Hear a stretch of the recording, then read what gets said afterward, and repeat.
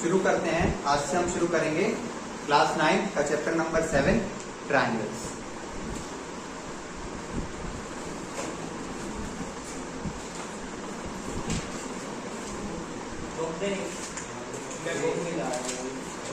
एक शेप जिसके ऊपर पूरा चैप्टर बना दिया गया ट्रायंगल्स के ऊपर। ट्रायंगल्स मतलब कि इसके 3 एंगल्स होते हैं, साइड्स भी होंगे, एंगल्स बन रहे हैं तो साइड्स भी होंगे। इसके 3 एंगल्स होते हैं, उसको बोलते हैं हम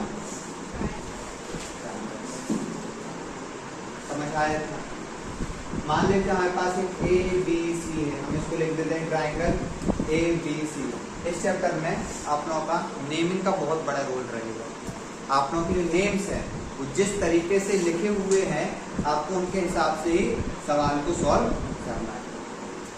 आपके पास ये ABC, एक साइड इसकी क्या रहेगी AB रहेगी, एक साइड इसकी क्या रहेगी BC, और एक साइड क्या रहेगी ACA। आप इसमें एक एंगल रहेगा एंगल A, एक एंगल रहेगा एंगल B, और ये एक एंगल रहेगा एंगल C।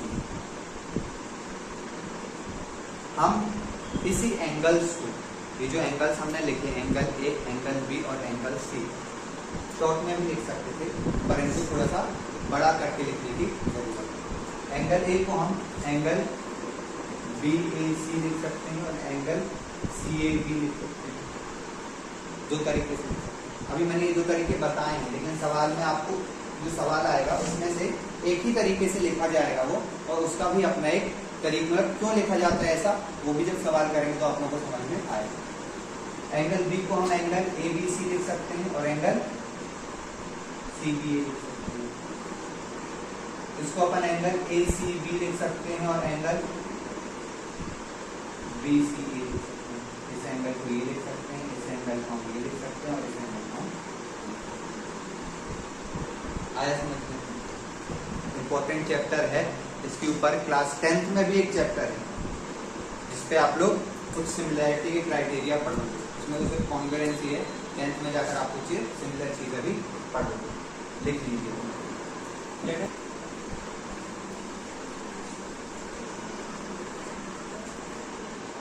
टॉपिक देखो, जहां से चैप्टर की शुरुआत होती है, समझना इन चीजों को। Congruent figures. Congruent figures, congruent figures मतलब कि एक जैसे फिगर्स। इसमें हम लिख सकते हैं कि figures having same shape and size are called congruent figures.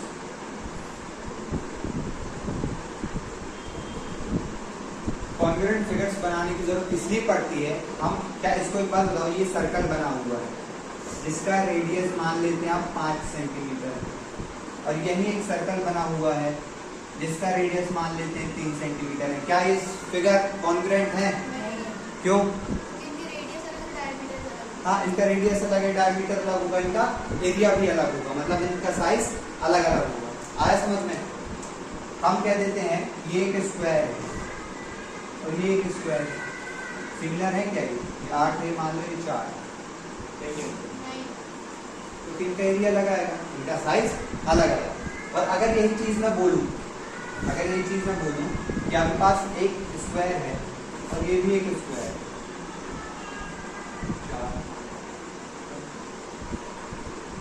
हाँ है ना? नहीं, हाँ, अच्छा, तो ये कॉन्ग्रुएंट है कि नहीं है? क्यों? शेप भी सेम है, साइज भी सेम है। आ रहा है समझ? तो ये आपके कॉन्ग्रुएंट हो जाएंगे। अब हमको समझना है कि क्या ये जो ट्रायंगल है, मान लेते हैं ये 2 ट्रायंगल ABC, और इसको ले लेता हूँ मैं PQR। हम कब कहेंगे ये सिमिलर है, किस बेसिस पर हम कह देंगे कि ये कॉन्ग्रुएंट है। इसमें तो आपको दिख रहा था इसकी साइड्स वो है, सिमिलर है। इसको कब कहेंगे, इसको हम कहेंगे जब ए बी बी क्यू के बराबर रहेगा, बी सी क्यू आर के बराबर रहेगा और ए सी पी आर के बराबर। ऐसे आपका ए बी पी क्यू के बराबर था, बी सी क्यू आर के बराबर था और ए सी पी आर के बराबर था। और एंगल ए एंगल पी के बराबर था, एंगल बी एंगल क्यू के बराबर था और एंगल सी एंगल। इन कंडीशन पे आप कह दोगे कि आपके ये जो ट्राइंगल्स हैं दो वो क्या है, कॉन्ग्रुएंट हैं। देखिए इसमें triangles are said to be congruent when, फिर ये लिख लीजिए, ये नहीं लिखना, ये मत लिखिए, ये लिखो कॉन्ग्रुएंट फिगर की डेफिनेशन लिख लो, फिर उसके आगे की लाइन से ये लिख देना। Figure 7 same shape and size are called congruent figures. और फिर उसके बाद ये लिखो triangles are said to be congruent when. अब अगर हमें किसी भी उसको कॉन्ग्रुएंसी प्रूव करना है, कॉन्ग्रुएंसी ऑफ अ ट्राइंगल,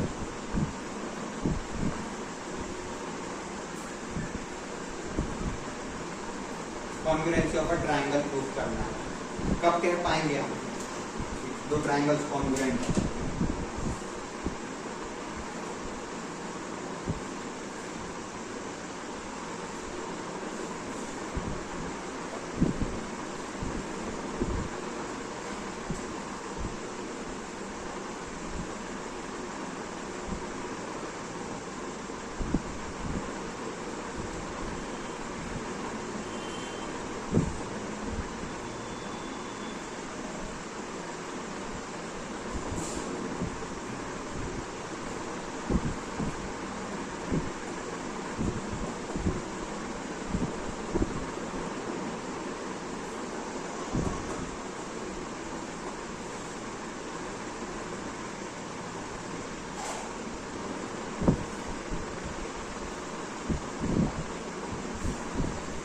दो ट्राइंगल को हम कॉन्ग्रुएंट तब कहेंगे जब पहले वाले ट्राइंगल का साइड, अभी हम इसको करते हुए देखेंगे, जब पहले वाले ट्राइंगल के साइड्स और एंगल्स इक्वल होंगे दूसरे वाले ट्राइंगल्स और साइड्स के, तब हम कह पाएंगे कि दो ट्राइंगल्स क्या है, कॉन्ग्रुएंट है।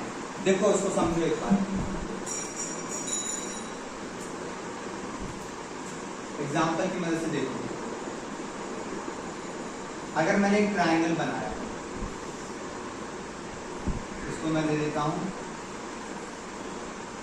50 डिग्री, इसको मैं दे देता हूं 60 डिग्री, और ये हो जाएगा। सबको ये चीज मालूम है, कोई ऐसा तो नहीं है जिसको ये ना मालूम हो। हमने लाइन से एंगल से पढ़ा था कि ट्राइंगल के तीनों साइड का सम कितना होता है, 180 डिग्री। तो मैंने यहाँ जो तीन एंगल्स लिए हैं उन तीनों का साइड का सम कितना है, 180।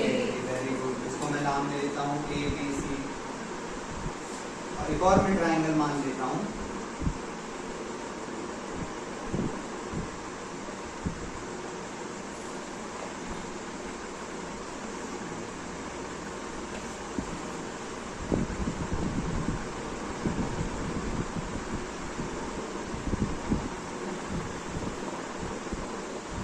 ठीक है। और मैंने बोल दिया ये साइड आपकी 5 हो गई, ये साइड 5 हो जाएगी, 5 सेंटीमीटर, हाँ 5 सेंटीमीटर ये वाली साइड, और ये वाली है 7 सेंटीमीटर ले लेते हैं, ये भी 7 सेंटीमीटर है, और ये वाली कितनी है, 8 सेंटीमीटर।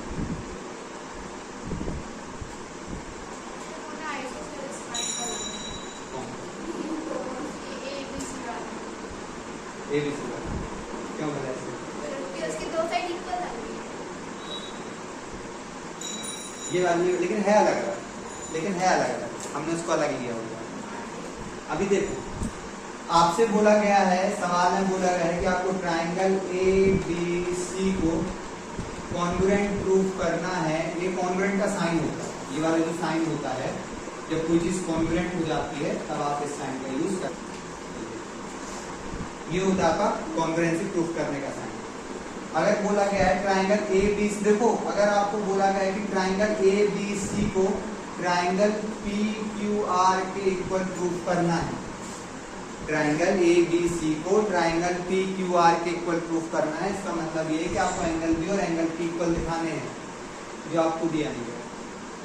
सवाल ऐसा कभी नहीं आएगा, सवाल आपका इसी तरीके से आएगा, इस तरीके से Q P R triangle A B C को। अब नाम पहले ये देखिए, ठीक है, समझो अभी नाम क्या रोल प्ले कर रहा है। आपको बोला है क्यू पी आर, तो आपको ऐसे एंगल की नजरिए को बदलना पड़ेगा, आपको एंगल इस नजर से देखना पड़ेगा, इस नजर से क्यू पी आर। ये आपको हो जाएगा 50, ये 60 और ये 70, इस नजर से देखना पड़ेगा जब आपको बोल दिया गया क्यू पी आर। आया समझ में क्या बोल रहा हूँ? अब यहाँ पे आपसे बोल दिया गया है कि इसको इक्वल वो प्रूफ करना है, कॉन्ग्रुएंट प्रूफ करना है, एंगल ए बी सी और angle Q P are. Q P are लिख रहा है तो हम लिख सकते हैं कि एंगल बी ए सी इक्वल है एंगल पी क्यू आर, दोनों 50 डिग्री है, एग्जाम्पल का हमने लिया है, ठीक है। अब मैंने बोल दिया कि angle A B C equal है एंगल क्यू पी आर। आ रहा है समझ? क्यू पी आर मतलब कि ये वाला एंगल पी की बात कर रहे हैं, क्यू पी आर यानी कि ये वाले एंगल की बात कर रहे हैं, और एंगल ए बी सी में इस वाले एंगल की बात कर रहे हैं। आ रहा है समझ में क्या बोल रहे हैं? ठीक है। अब angle A C B is equal to angle P R.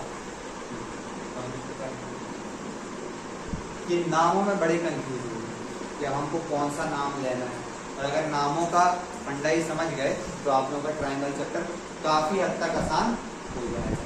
ये एक बार और बता दें, एक बार नहीं, 2 बार बता देंगे। देखो आपसे बोला गया है क्यू पी आर लेना है, अभी आपको पी क्यू आर के फॉर्म में दिख रहा होगा, ये आपका पॉइंट ये यहाँ और ये यहाँ दिख रहा है, लेकिन आपसे क्या बोला गया, आपको ट्रायंगल क्यू पी आर लेना है, यानी कि क्यू ऊपर रहे फिर पी और आर के जो नीचे वाला रहे, ठीक है। तो ये आपने इस ट्रायंगल को इस तरीके से बना सकते हो, क्यू आप ऊपर ले गए, पी ऐसे और आर ऐसे, क्यू आपका क्या हो जाएगा 50 डिग्री, ये कितना हो जाएगा 60 डिग्री, और ये क्या हो जाएगा 70।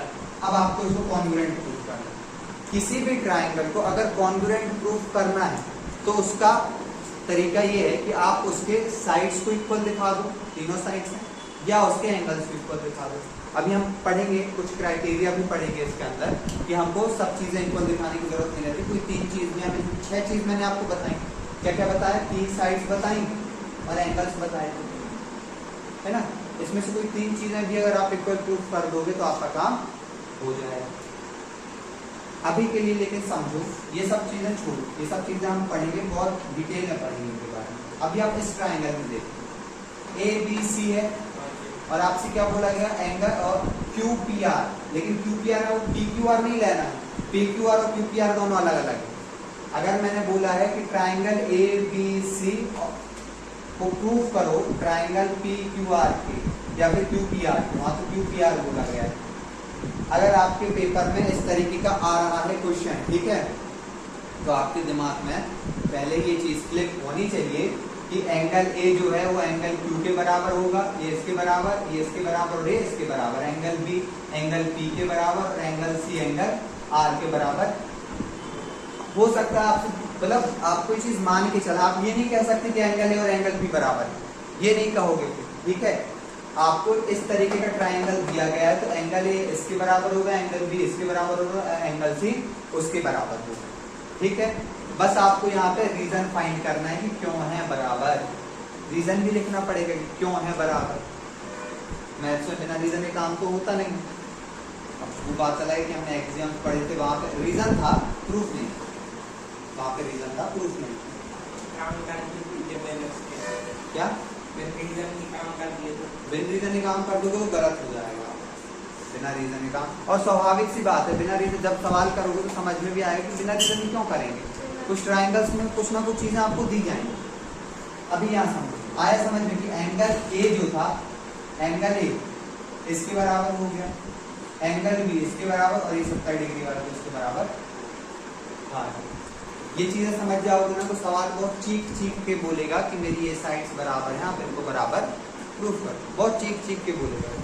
आया समझ में? आप लोगों को देखते ही समझ जाओगे। आई इतनी चीज समझ में लिख लो। अच्छा इसमें एक और चीज देखो, हमने क्या बोला कि दो ट्रायंगल्स थे, अगर उनके दोनों ट्रायंगल्स के करस्पॉन्डिंग साइड्स इक्वल हो जाए, करस्पॉन्डिंग यानी कि जो सेम साइड्स में है ना, मतलब ABC का ये वाला साइड, इसमें एक और चीज लिख लेना करके कि जो AB है वो PQ के बराबर रहेगी, जो BC है वो QR के बराबर रहेगा और PR जो है मतलब AC जो है वो PR के बराबर है।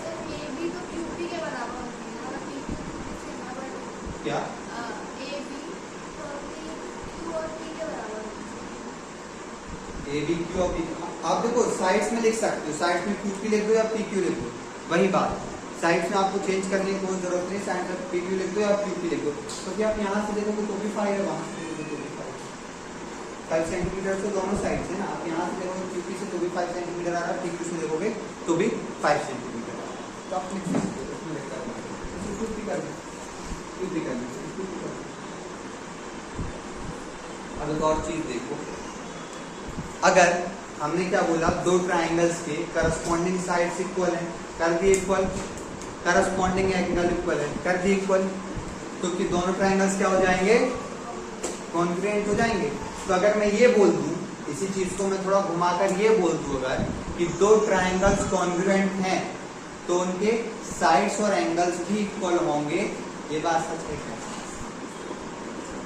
सही होगा नहीं? आ रहा है समझ में? मैंने क्या बोला, दो ट्राइंगल्स के अगर तीनों एंगल इक्वल हैं, ये जो एंगल्स हैं ये इक्वल हैं, इनके साइड्स भी इक्वल हैं, तो ये जो ट्राइंगल्स क्या होंगे, कॉन्ग्रुएंट होंगे। ठीक है इतना? अगर मैं ये चीज बोलूं कि कॉन्ग्रुएंट हैं, अगर दो ट्राइंगल्स कॉन्ग्रुएंट हैं तो इनके एंगल्स भी इक्वल होंगे और साइड्स भी इक्वल होंगे, ऐसा बोल सकता हूँ क्या मैं? कुछ गलत बोला मैंने? बोल सकता हूँ ना ऐसा मैं? तो इसी चीज को आप बोल सकते हो इनवर्स ऑफ कॉन्ग्रुएंसी। मतलब कि इसको समझो, मतलब कि अगर if two triangles are congruent, मतलब कि अगर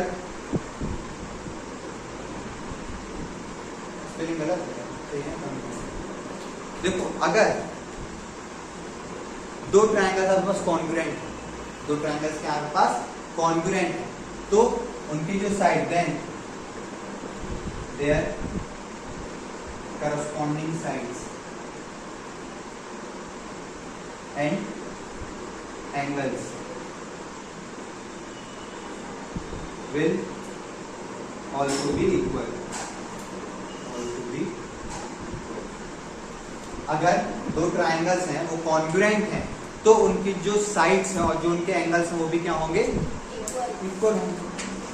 वही चीज को अगर साइड्स एंगल इक्वल है तो ट्राइंगल्स कॉन्ग्रुएंट है, ट्राइंगल्स कॉन्ग्रुएंट है तो बोलूं, अगर मैं बोलूं कि मैं उनका बच्चा हूं, फॉर एग्जाम्पल मेरे माँ बाप का बेटा है ना, अगर मैं बोलूं कि मैं उनका बच्चा हूं, ठीक है, तो ऐसे भी तो बोल सकते हैं वो मेरे माँ बाप हैं, वही चीज बोल सकते हैं। अगर ये जो है इनके बच्चे हैं, अगर ये जो है इनके बच्चे हैं, इनके छोटे छोटे से 6 बच्चे हैं, ठीक है, तो हम कह सकते हैं कि ये जो है इनके माता पिता हैं, कह सकते हैं ना, है ना। अगर ये जो है ये जो इक्वल प्रूफ हो रहे हैं, 6 के छोटे छोटे से इनके बच्चे हैं तो ये इनके माता पिता हैं, कुछ गलत बोला मैंने इसमें? प्रूफ भी तो करना पड़ेगा, उनके बच्चे हैं, वो अपन सवाल में आपको दिया जाएगा, कुछ चीजें आपको सवाल में ये किसी और के बच्चे निकल नहीं, आपको सवाल में उन्हीं के बच्चे दिए जाएंगे, बस आपको पहचानना है ना कि ये हाँ ये इसके बच्चे हैं, और कैसे है वो भी आपको बताना पड़ेगा। डीएनए टेस्ट की जरूरत नहीं है, पर वो हम समझ जाएंगे। आया समझ में इतनी चीजें? इनवर्स ऑफ कॉन्ग्रुएंसी अब आज का लास्ट टॉपिक और इम्पोर्टेंट भी है, और बाकी का आगे कल से बढ़ाएंगे। इसी के अंदर आएगा क्राइटेरिया फॉर कॉन्ग्रुएंसी। कॉन्ग्रुएंसी ऐसा आप लोगों के स्कूलों में बताया गया होगा। सबसे पहले हम इसमें देखते हैं पहला क्राइटेरिया इसका, ऐसे यहाँ पे आपका आ जाएगा, ये क्या होता है ऐसे इसमें, ये होता है साइड,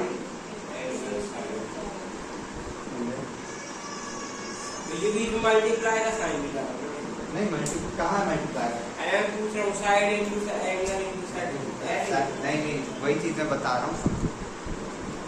हमारा पहला क्राइटेरिया है SAS, side angle side congruency rule. Side angle देखो इसमें पहले लिख लो statement, two triangles are said to be congruent under SAS congruency rule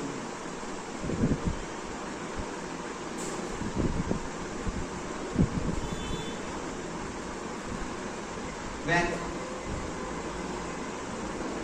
corresponding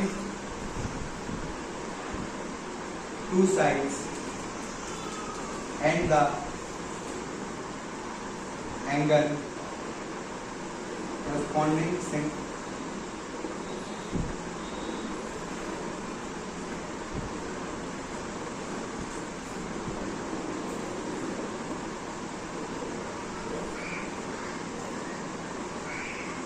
जब किसी ट्रायंगल्स की दो साइड और एक एंगल इक्वल हो जाता है तब हम कहते हैं उसमें SAS कॉन्ग्रुएंसी रूल लगा है, और उस SAS कॉन्ग्रुएंसी रूल की मदद से वो जो दो ट्रायंगल्स है वो कॉन्ग्रुएंट, ठीक है।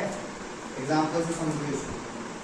आपके पास मान लेते हैं कि एक ट्रायंगल और एक दूसरा ट्रायंगल,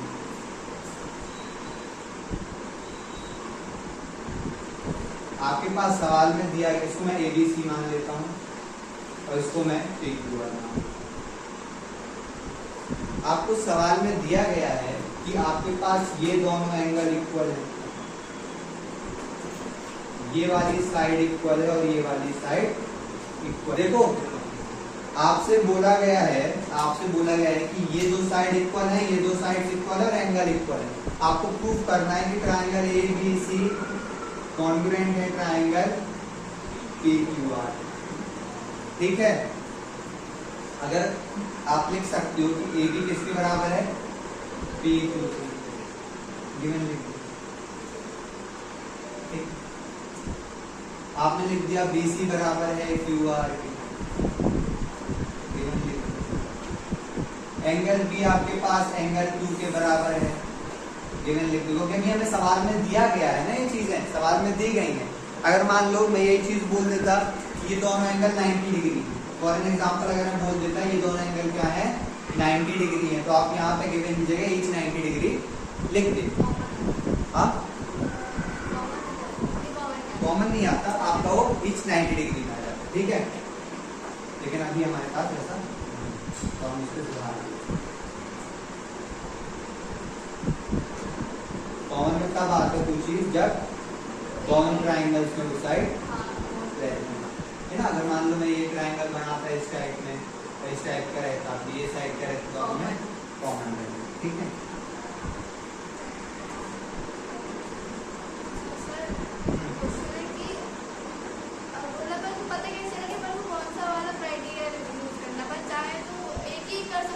वो आपको सवाल देख के ही पता चलेगा। हो सकता है किसी सवालों में आपको साइड्स इक्वल दी गई हो सकता है किसी सवालों में एंगल इक्वल दिए गए हो सकता है किसी सवाल में आपको एंगल और दो साइड्स इक्वल दी गई।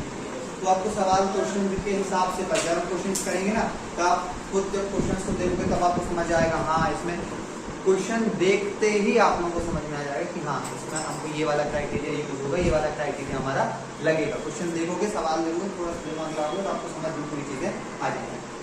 चलिए अब इधर देखो, तो आप इधर बाय, अब यहाँ बच्चा कहने लगता है सर वो तो ऐसे ऐसे ही हो गया। अरे बेटा उसको ऐसे एस ए लिख दे या ऐसे एस लिख दे, वही चीज है। आ रहा है समझ में? आप इसको ऐसे एस ए भी लिख सकते हो और ऐसे एस भी लिख सकते हो, कोई दिक्कत नहीं है। आप लेकिन ऐसे एस लिख दो, है ना? आ रहा है? जो उसका नाम है, जो उसके माँ बाप उसको देके गए हैं, वही नाम से अपन उसको लिख देते हैं। लिख दो बाय, उसको चढ़ाएंगे नहीं दूसरे नाम। हाँ, तो बाय ऐसे S congruency rule triangle ABC congruent हो जाएगा ट्राइंगल, ठीक है? आई चीज समझ में? अब जब आपने इसको कॉन्ग्रुएंट प्रूफ कर दिया, तो बस क्या है, तो नाचने लगा, है ना? आंसर तो ठीक है। फिर उसके बाद CPCD की मदद से, CPCD मतलब कि cording part of congruence triangle. Very good, देखो कितना अच्छा रीजनिंग हुआ है ना? Congruence corresponding part of congruence triangle. हम लोग 9th में थे तो मैम ने फुल फॉर्म पूछ लिया था CPCD का। बहुत लोग के सारा भी बहुत सारे बच्चों को CPCD का फुल फॉर्म ही नहीं मालूम था, पूरी एक्सरसाइज कर दी है बाय CPCD का फुल फॉर्म ही नहीं मालूम। ये होता है मुझे मालूम कि congruent corresponding part of congruence triangle, मुझे मालूम। देखो अब क्या हुआ, जब आपने इसको प्रूफ कर दिया, आपने इसको इक्वल प्रूफ कर, कॉन्ग्रुएंट प्रूफ कर दिया ट्राइंगल को, तो अब आप CPCD की मदद से बाकी के जो रिमेनिंग साइड्स और बाकी के जो रिमेनिंग एंगल्स हैं वो आप उनको भी इक्वल प्रूफ। तो यहाँ पे जब आपने इसको CPCD लिखा, तब आप क्या कर सकते हो कि एंगल ए एंगल पी बराबर हो जाएगा। मैं यहाँ कहीं नीचे का इसको ऊपर उठा दे रहा हूँ, एंगल ए एंगल पी बराबर हो जाएंगे CPCD की मदद से। एंगल C और एंगल R बराबर हो जाएंगे CPCD की मदद से। AC बराबर हो जाएगा PR के CPCD की मदद से। बस ये CPCD लगेगा। जब आप दो ट्राइंगल्स को कॉन्ग्रुएंट प्रूफ कर दोगे, अगर दो ट्राइंगल्स आपके, वही चीज मैं आपको अभी पहले बता रहा था, अगर हमारे जब हमने इनवर्स वाला पार्ट पढ़ा था, इसी चीज को समझिएगा। जब हमने कॉन्ग्रुएंट ट्राइंगल्स क्या होते हैं,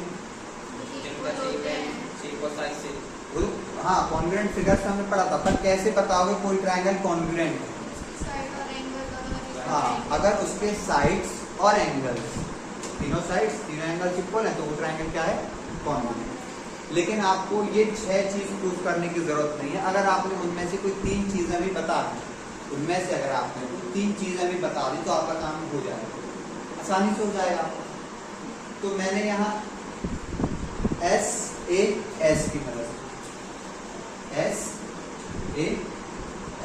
से इसको मैंने क्या कर दिया? कॉन्ग्रुएंट प्रूफ कर दिया। इतनी चीजें आई समझ में? अब मैंने क्या बोला था इनवर्स ऑफ कॉन्ग्रुएंसी में? अगर दो ट्राइंगल्स कॉन्ग्रुएंट हैं, तो उनके पार्ट्स और एंगल्स क्या होंगे? उनके जो साइड्स, पार्ट्स बोल दिया, उनके जो साइड्स होंगे और उनके जो एंगल होंगे वो भी इक्वल होंगे। दो ट्राइंगल्स क्या थे? कॉन्ग्रुएंट थे, तो उनके साइड्स और एंगल्स क्या होंगे? इक्वल होंगे। इसी चीज को आप CPCD का वो भी बोल देते हो कि corresponding part of congruence triangle, congruent triangle. इस चीज को आप ये भी बोल देते हो। अगर कोई ट्राइंगल कॉन्ग्रुएंट है तो उसके जो साइड्स होंगे वो भी इक्वल होंगे और एंगल्स भी रहेंगे। ये आपका ऐसा क्राइटेरिया होता है लिखने में। देख लिया सबने? चलिए आज के लिए रखते हैं इतना ही। कोई डाउट हो तो आप लोग पूछ लीजिए।